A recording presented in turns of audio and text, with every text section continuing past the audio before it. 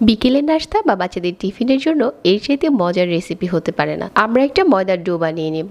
ময়দার সাথে তেল আর লবণটা খুব ভালো করে মিশিয়ে নিচ্ছি। এখানে একটা কুসুম গরম পানি দিয়ে সফট গুলা বানাবো। এই ডোটার সাথে সাথেই সফট হয়ে গেছে। তারপরেও আমি 10 মিনিটের জন্য রেস্টে দিচ্ছি। এখানে নিয়ে নিচ্ছি কিছু সবজি, কিছু বরবটি কুচি, কিছু গাজর কুচি আর কিছু আলু কুচি। এগুলো আপনারা পরিমাণ মতো নিয়ে নেবেন। তারপর এখানে দিয়ে দিচ্ছি একটা ডিম আর কিছু দিয়ে দিচ্ছি পেঁয়াজ কুচি। তারপর এই প্যানটাকে নিয়ে আমি চুলাতে বসিয়ে দিচ্ছি। একদম অল্প আঁচে এটা রান্না করে নিতে হবে।